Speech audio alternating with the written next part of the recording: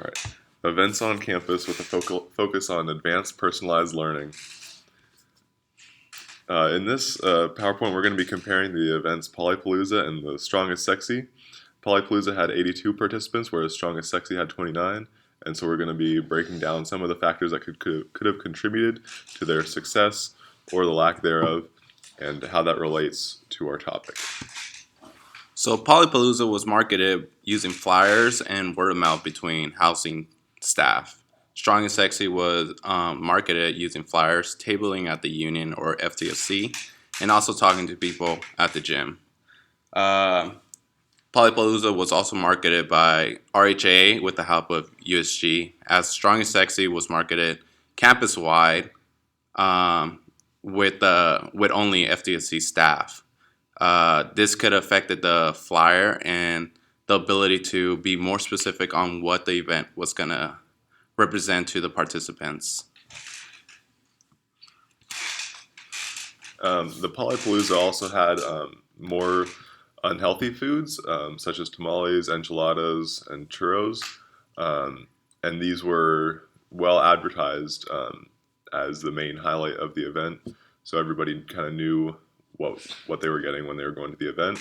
Whereas the Strongest Sexy had some healthier options like fruit salad, pita bread and dip, and some healthier wraps, which, while are healthy, aren't necessarily going to bring in a lot of people.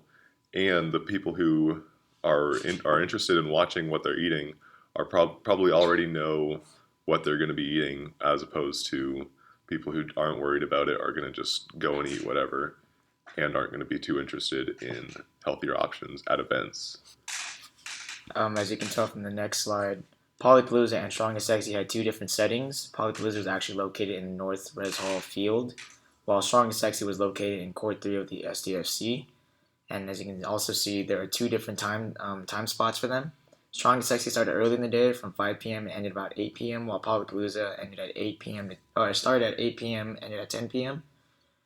And the difference with the two is that Polypalooza was also set at a time when everyone was mostly done with classes and also right next to where people live, while Strongest Sexy was kind of in a hidden area in the last court at the SDFC during a time where a lot of students may have still had class, as you can tell with the attendance.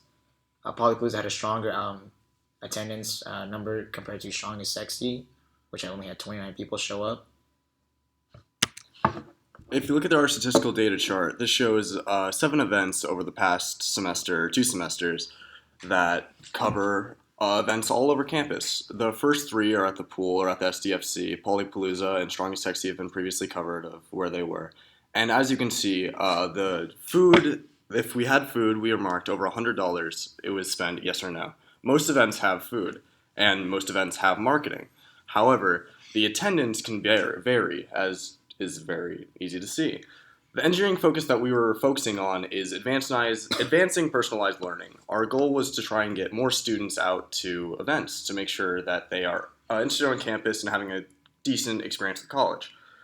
We're similar to the engineering focus of topic 6, which was restoring urban infrastructure, which you're trying to set events or help as many people as possible with given values or given resources that you have.